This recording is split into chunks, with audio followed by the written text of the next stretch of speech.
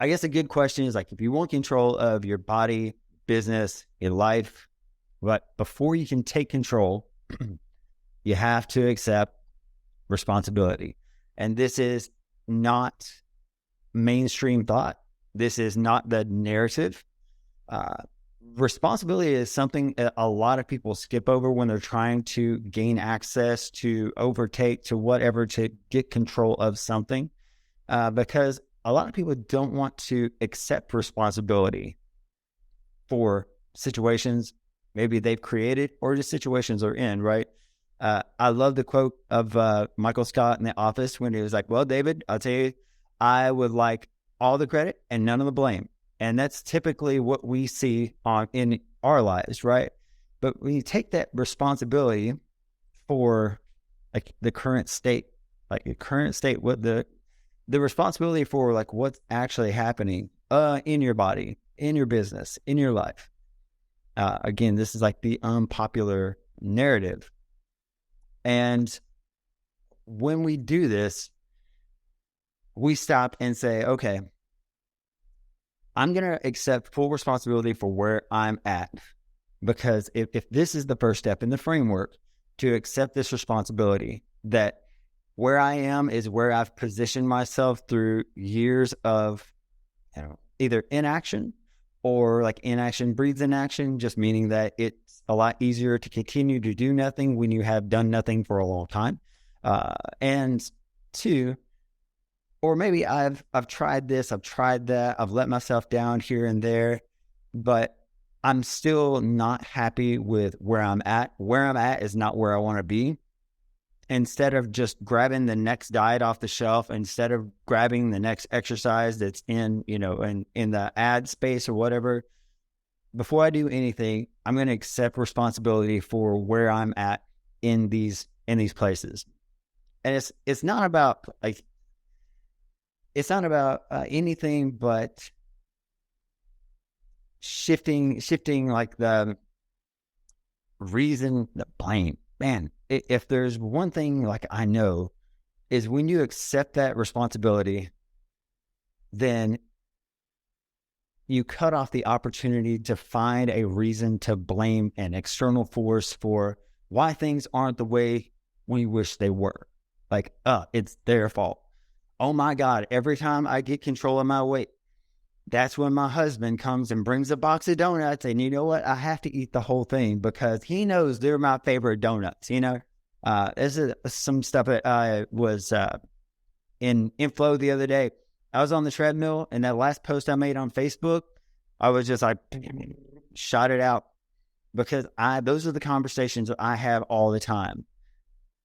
It's not my fault. It's someone else's fault. Don't hold me responsible for my actions, because I'm definitely not holding myself responsible or accountability to my own actions. I think the reason that we don't want to take responsibility, again, this is all just first step to control, is that we don't want to accept blame. We don't want to accept shame. And it's not anything like there's nothing about taking responsibility is connected to blaming yourself or shaming yourself. It's just about resetting. Like, yes, where I'm at is where I'm position myself to be. I take full responsibility of that. That's not a time for you to berate yourself, tell yourself how stupid you are. If you only knew this, or if you did this different, it's just a time to hit the reset button. Then after you've accepted that responsibility, you design and follow the plan. So I've got design and follow with no spaces, because you create and then you move toward. There is no between that, right? They're one. They're one thought of design, follow, execute. Like everyone knows, we talk about consistent daily execution all day, every day in here. And believe me when I say that you'll definitely hear about that tonight. Because in step 3, we're taking control, but we're taking control by using a mechanism that clearly defines daily success. So everyone has heard me say that most people don't want to clearly define success, because when they clearly define success, they're clearly defining failure. High performers do not want anything to do with failure. We don't even want to associate it or think about it. So we don't actually clearly define success because we're actually clearly defining failure as well. But in HPH, that mechanism is anyone? CDE. CDE, consistent daily execution, high level food, training, steps. You have a checklist daily of, am I getting closer to my goals? Not necessarily even goals, but the behaviors that create the outcome we desire. Like every day, did it hit my calories? Did it hit my protein? Did it rock my training out? Did it hit my steps? If there's a reason that we want this to be consistent, so we can leverage the main thing when it comes to fat loss and performance. We can leverage food. If you're in a place where you're packing around a little more fat than you want, then we have to leverage food to, again, send the signal to your body to pull energy from your fat stores. If we're looking at like a position of performance, and it's a performance, you're lean enough where we're focusing on performance, holding muscle, or maybe even gaining a little muscle. Same thing. CDE is CDE. We're leveraging food. We're leveraging food. That could be more protein, but higher calories, lower calories, whatever. Like there's plenty of different ways. Like there's levels to this, right? So if someone comes in and they're packing around a lot of body fat they don't want, we start to shed that off. And when it gets to a certain point, we can bump calories up. We can start doing some pretty awesome things, and we're still seeing consistent shifts and changes. And so when I think of CDE, I think of like I don't have a to-do list. I have a to-accomplish list daily. So like my to-accomplish list is the same as yours. Like I follow CDE every day. I track my food, got my steps on here, making sure I'm hitting my protein, my calories, freaking training, everything. Like I want that to be like, that's just part of who I am and what I do. We're staying in this condo. I've got body weight scale right here. I've got the food scale right here. And like we're still enjoying our vacation. We're just doing it on cruise control. Like you can still enjoy life and still be responsible for your actions. I know people don't actually believe that, but that's a good program to script and install. So you have accept responsibility. You have a plan to follow. Then you can have control of those things.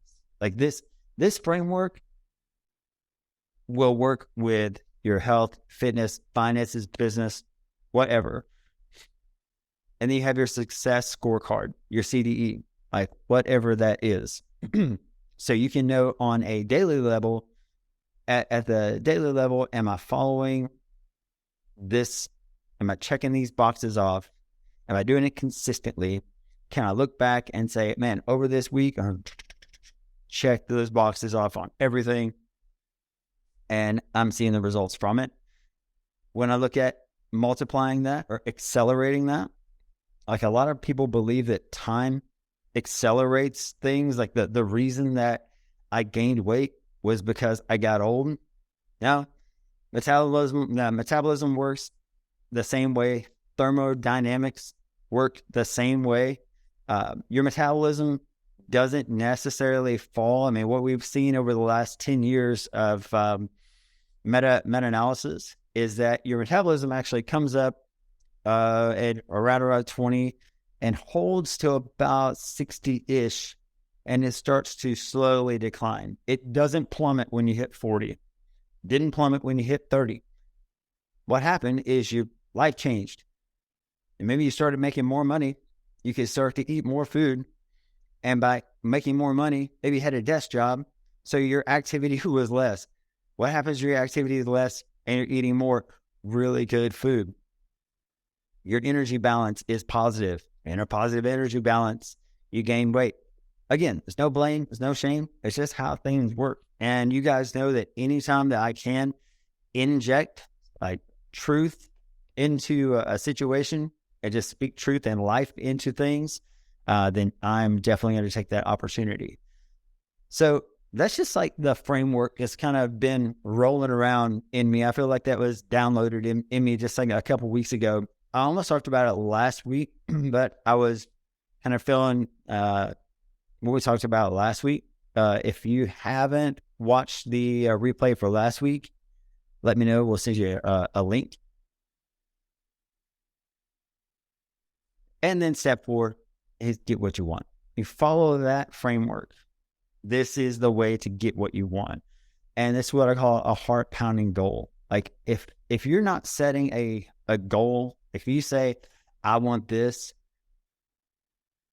I'm not going to tell you that I want a car or I want like a watch. Then I'm like, oh, that'd be nice to have. I'm going to be like, oh my God, the thought of having this thing, just walking out and seeing it and getting in it, definitely,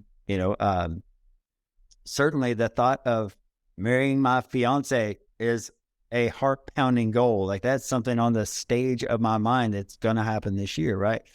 But there's nothing that's on that stage that I could take or leave. And I think sometimes we get in a place that we allow ourselves to slide into a place of, if I could just lose like 20 pounds, that would be good. Boring. Like that goal sucks. So we all know that goal sucks. How many times have we set that stupid goal and then a week later, like there's no drive, there's no fire, there's no deep level commitment to that, even on an unconscious level that drives us to align our resources to get what we want. Because what we want doesn't do anything for us.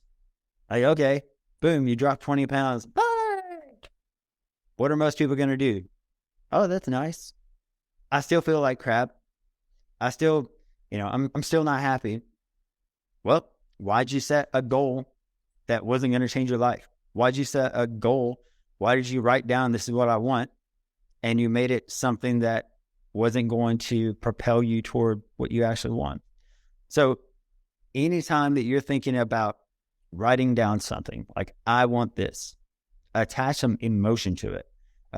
Is it a heart pounding goal? Is the thought of doing this, having this thing, creating this life, does that make my heart pound?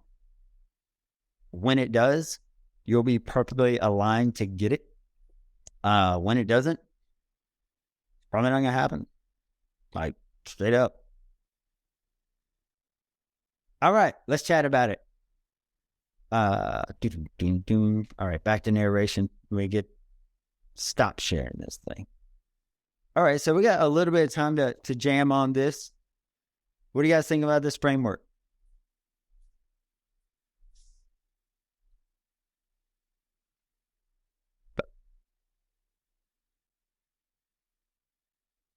I think the first step is probably the stopping point for a lot of people. Truly. Sure. Yeah, absolutely. It's easy to, like, we don't want to accept blame, so we deflect blame, right? So it's like, well, it's not my fault. Where I'm at isn't my fault. It can't be my fault because I've done everything right. We don't really know that we have or not. Typically, no one keeps records. But what does keep record is all the decisions you've made to this point. You get a crappy credit score, it probably didn't start out that way. Maybe one day it was really good and you made some really bad decisions for a long time and it got really bad. The opposite of that, you got a great credit score, didn't start out that way. You made a lot of really good decisions and now you have a great credit score, right? Like, the scores are always attached. Health scores always attached to us. Strength scores always attached to us. Endurance, performance, like all those things.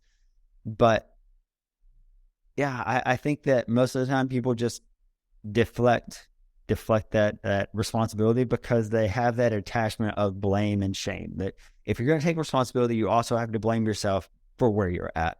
Like, and I've heard this from multiple gurus, leaders, whoever, right? And they do it in a way that's like, responsibility shouldn't be attached to berating yourself for you making bad decisions or decisions that aren't serving you. Sometimes you make decisions out of ignorance, right? If you didn't know the stove was hot and touched the burner, that's a really sucky situation. Do you still have to take responsibility for it? Yes. Does it still hurt? Absolutely. Will you do it again? Probably not. But you can't sit down in the kitchen floor and beat yourself up because you didn't know not to touch a burner. And that can be applied A to Z in life. Sometimes ignorance is a learner, and it's a fast learner. But even the times that we're making decisions out of ignorance or out of understanding, we still have to be 100% responsible for those decisions. And when we accept that, then we have a time, again, this is all like a stimulus and response. The larger we can create that or make that gap, the better decision we're going to make typically. So whenever we have that, like that feedback is slow. It can be fast. It can be instant. When we have that feedback, that usually informs our next decisions. But I like to frame this just like from my position as a coach, is to empower and equip. And I like to frame this as, yes, this is the place to start. But it's definitely not the place to set in for very long. Because when you just sit there, like, okay, I'm responsible for this is my fault, detach blame, detach shame, detach emotional connection to where you're at now. Because where you're at now is just a data point. Those data points can change via the consistent daily execution of your behaviors.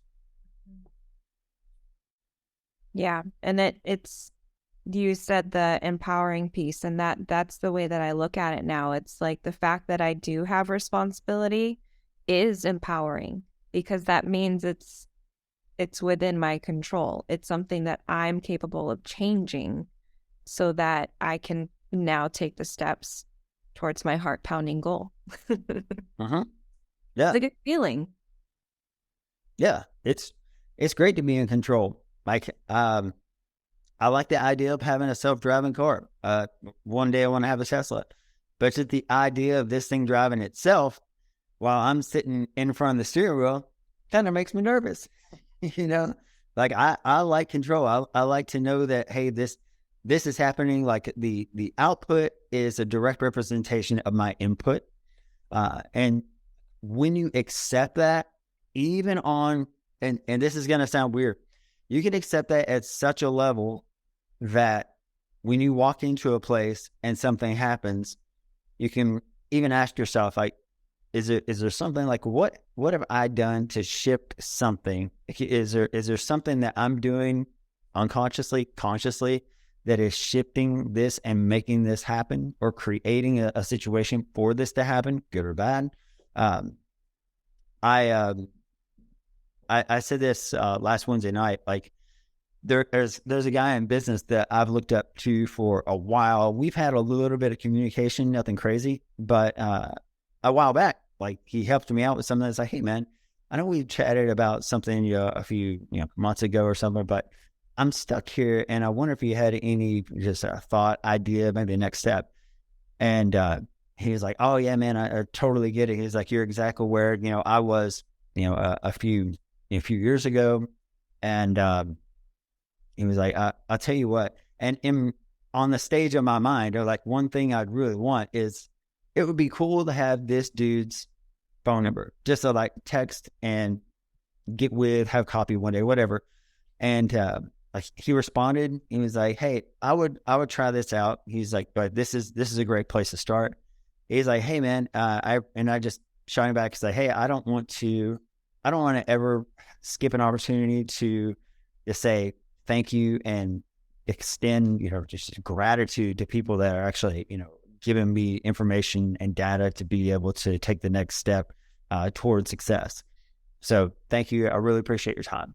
And he wrote back. He was like, hey, dude, thank you. I really appreciate that. By the way, if you want anything from me, just shoot me a text. Here's my phone number. I'm like, this is awesome. So uh, even though I could say like that was kind of an engineered thing, um, I obviously wanted that one because that was something that I placed like on the stage. Two, like I really wanted that relationship because just future like this is great. And there's levels in health, there's levels in business, and when you get to a certain point, business, we've talked about this quite a few times. We get a certain point in business and fitness and finance, whatever, you start leaving the pack behind and you find other people that are at your level. And when you do that, you're running another race at the same pace with those people. Like that's the difference in HPH 16, like the 16 weeks and elite. Like the 16 weekers are going to come in, they're going to get great results. The ones that stay in are like, you know what? I'm going full bore. Like we're going to see what this body can do, what it can look like, how well it can perform, everything across the board. They're the ones that are setting themselves in another race, and you guys are at the same pace in the next race. Hey, Amanda's on. David moved rooms. I think for me, like, Oh, you muted. didn't want me talking. See, I didn't have control. Just kidding. I think for me, when I think about like the control and the power part, is like 4 or 5 months ago, especially when we would go out to eat. I know I've had to really work on like rewriting my like the internal scripts, because like when we go out to eat, I would automatically be like, oh well, we just wherever we ended up going, right, doesn't have a good option. Or to be honest with you, I didn't even look for a good option. I didn't look for the option that had the highest amount of protein to calories, right? And I didn't even take the time to like try to Google it. If it wasn't there, I instantly was like, I don't know, I'm just, I'm going to feed myself. But I didn't think about what I was putting in my body. And the excuse was always, well, we're just going to do what's best for everybody else, or I've run out of time. And what I've learned over the last 5 months is I haven't gained any more time. I'm a mom of 3 kids.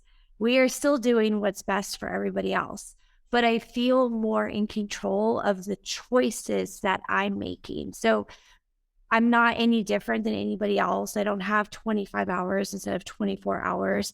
We still do end up going to like Chick-fil-A or whatever, but the difference is the effort and like the control, the ownership of like my choices. So if that means we sit in the parking lot for 5 minutes for me to pull up the nutritional info, which I've hardwired into my family, like that is my choice and that is what I need to do to feel prepared, then that's what I'm going to do. And I feel like taking that control back versus before, I was like friends with excuses. So it really comes with like rewriting like that script. And it took probably up until a month ago to realize that I'm still rewriting that script. Like there's no such thing, like you are like a computer. It's constantly updating and recharging and restarting. So there's never an end. You just kind of keep going from there. Mm-hmm. Yeah. I mean, this thing is going to upgrade and update and update and update for as long as it's around. What's wild is like, think about like, anyone remember back in the day, like the Nokia cell phones that had Snake on them and you'd be playing that game? That's an operating system. And now, I mean, Siri can do, everything. And that's an operating system as well. But think about if you had the brand new iPhone, like sleek, shiny, perfect hardware, but you took that old OS operating system from your Nokia and installed it on your iPhone. You're limiting the performance capability of that hardware because you haven't updated the software, like the operating system of that, right? So that's something that's a really good, like you've had an interesting learning there, because when you accept that, you understand that, like, you're fluid. Changes are fluid. Yeah, you're making decisions faster, and you're not a Lego. You're Play-Doh. Like, you're pliable. Your plasticity is there. Your mental plasticity, and when you understand that, like, next level, like, sky's the limit. It really is. But you're only limited by your operating system. So this was really interesting for me because I feel like it like brings up all kinds of thoughts and emotions, because I feel like I have blamed my mom a lot for my food habits, because I feel like I don't know. I haven't had a really healthy relationship with food, and I feel like a lot of it is from just different things growing up. And I'm even going to give you an example. And I think that in a way this helped me crush this week being back and not by family. So we had Serbian Christmas in Arizona, a week ago-ish, or maybe 2 weeks ago now. It was over January 7th weekend.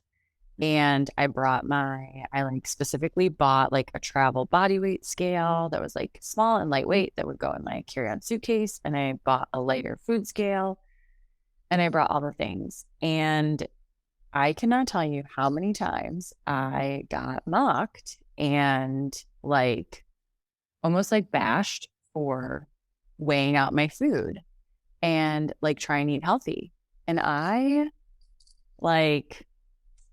was like so pissed. And I ended up like saying to them at one point, I said, it's really crappy that you guys can't even like support me and my goals. Like, here I am trying to enjoy some of the food that we're eating, like that's not even like unhealthy, like we had like a veggie tray and we had like charcuterie type stuff, but like I still weighed it out. Like, I enjoyed some wine, like I enjoyed a few things, but like I still stuck to logging those things. And every time, literally, they would look at me and be like, oh my gosh. And I'm like, literally, like, just stop.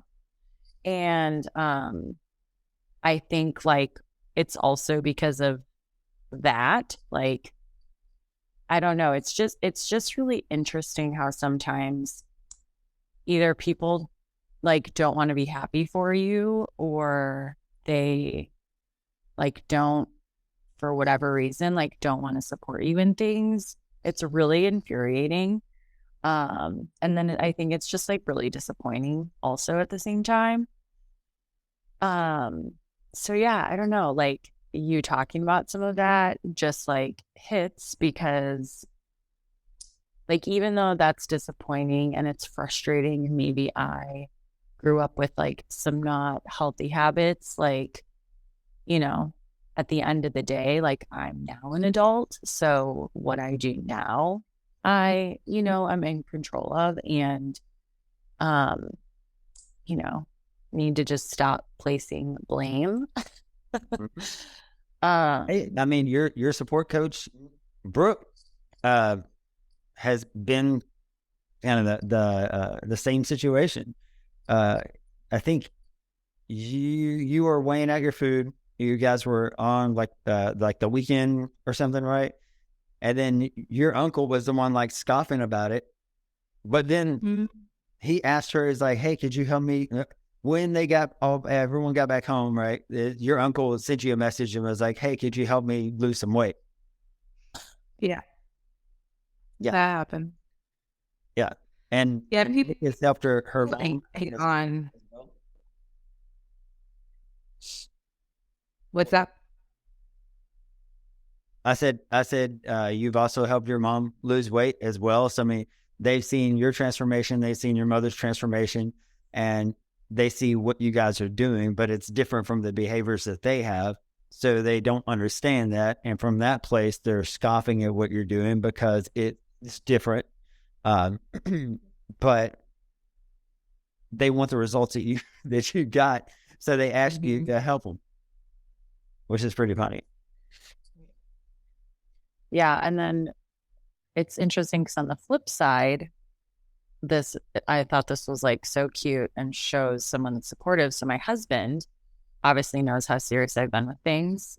And I don't know, I was just working like all day on something. And it's so funny because like I had just got to the point where I was like, oh my God, I'm starving. And like I just like kept working. And I was like, I need to like eat something at some point. And he left, he wasn't home. And it's so ironic how like this happened. And he walked in the door and I saw him walk in with a Chick-fil-A bag. And I was like, ugh. You know, like part of out of like, whatever, I'm jealous. And then part of out of like, oh, I'm literally like, I'm so hungry right now. And I was like, oh, that's nice that you got yourself Chick-fil-A. And I'm like, I was literally just about to heat myself up some food. And he's like, well, I have a surprise for you. So he knows that like, obviously with counting everything and looking up the nutritional facts. And he got me literally just an 8-piece specifically grilled chicken minis. And he's like, I know you've been really trying to hit your protein. And I felt really bad that I was getting myself Chick-fil-A and nothing for you. So, you know, I don't know if you can do 8 or 12 pieces, but I got you 8 and they're the grilled ones because I know that that's healthier for you. And that's really cute. I really appreciate that. So, but yeah, I don't know. I think it's nice, you know, realizing like, okay, like the people that support you and then like the people that don't, like, it is what it is. And like, I'm just going to keep pushing forward anyways, because these are my goals. And you know what? Y'all are just going to fall behind. So. Yeah. So we've got a video of one of these calls on the playlist on YouTube with Amanda talking about the same thing. And I'll shoot you that video. I'll shoot you a link to that video because we talk about ways to like frame that, to reframe that, to deframe it, and some options that you would have for like before it's a conversation, right? At the same time, like I'm with me and Rachel went on vacation with another couple of friends of mine, and they're awesome people. My friend Dustin clears the table. I mean, okay, has everyone done it? You're not going to eat that? Here, give it to me. He's like the trash compactor of the group. He eats everything. It's wild. And he was like, oh man, is that all you're going to eat? You know, he respects, you know, how we do things, but I broke it down for him last night, and it was like, you know what? I'm going to have this conversation before it's even a conversation, because I didn't come on vacation just so I could freaking splurge out and eat everything around, pretend like calories don't matter, pretend like my goals don't matter. So I just said, you know, for me, like, this isn't about this, like pointing to the food. Like, it's not about this for me. Like, it's about this for me. Like, I'm here to hang out with you guys and have a great time. I hope we have an opportunity to pour into each other and just like feed up our energies. And when I put it out like that, I was like, you know, that makes sense. That was it.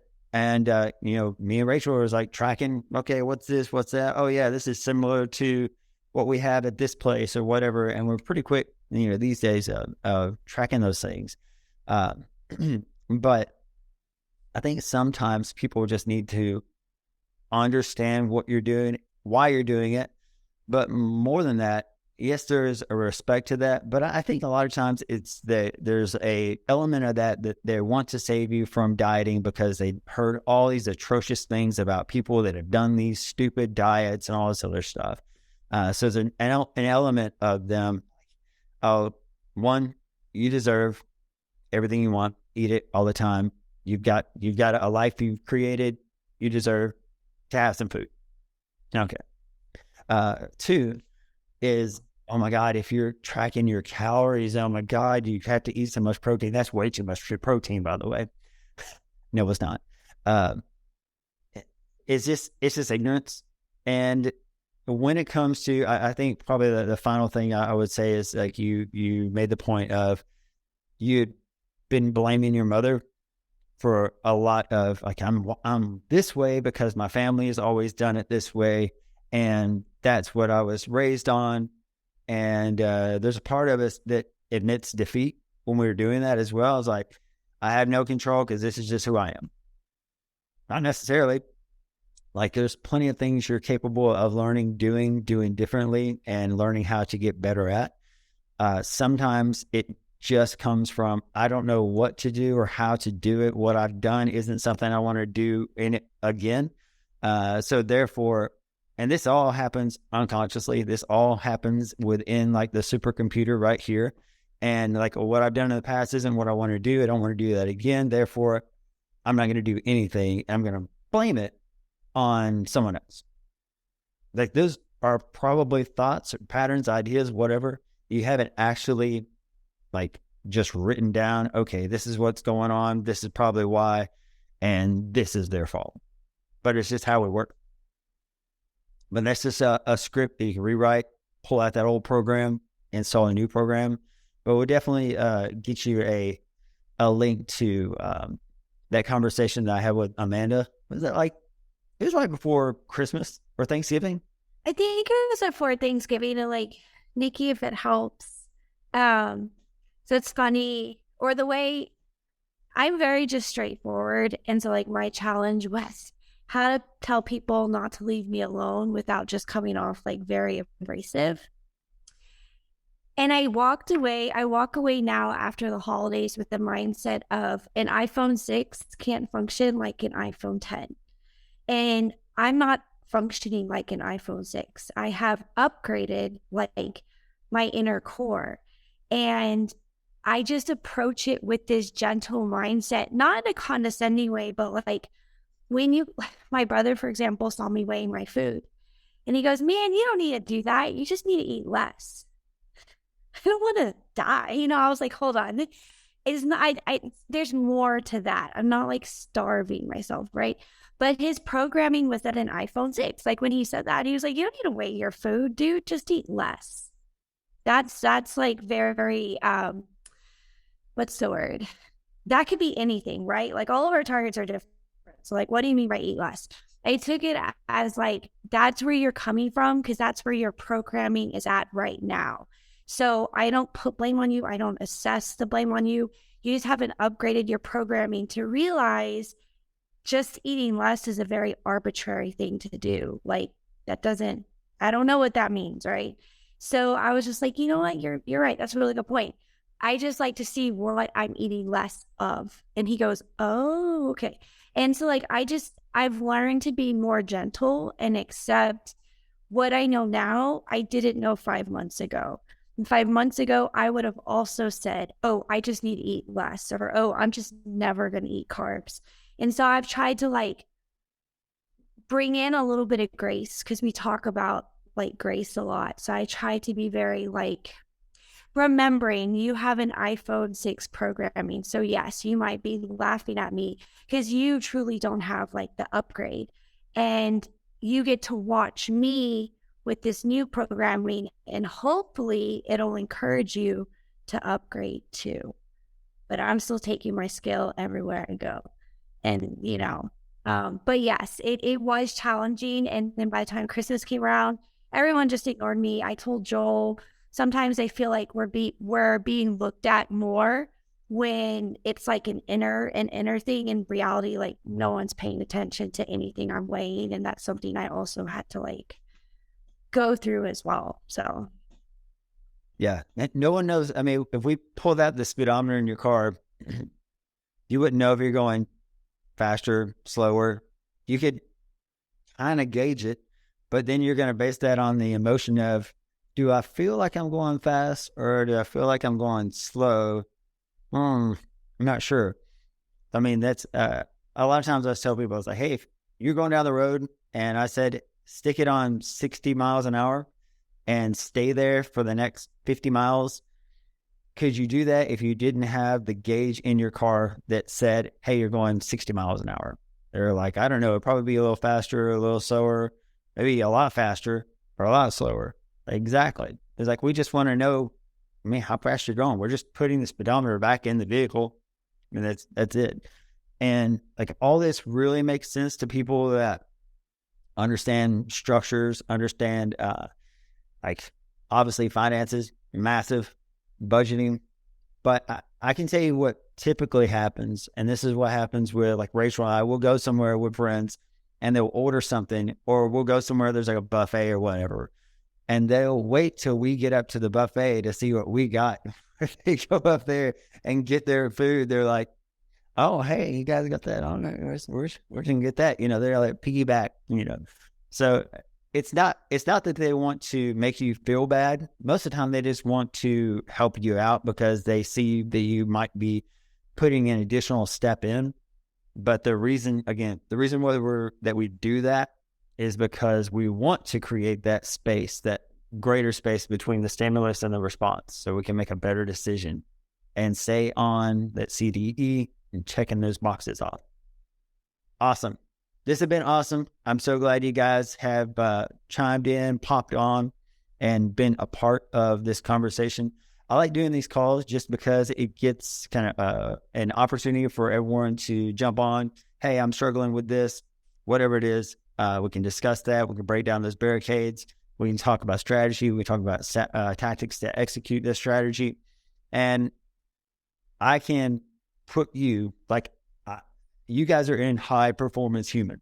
So I would be failing if you guys don't perform like a high performance human from every single aspect of your life, or how you look at things, how you look at yourself, how you look at your future, and your consistent performance, capability, strength, health, all of that coming up. Like all those markers, those things need to be coming up during any phase that you're with HPH. So I think the best way to explain that is if we had the HPH fragrance, like, and we shot you with that, you walk out to the next social function and people notice like there's something a little different. Like you walk in, you carry yourself differently.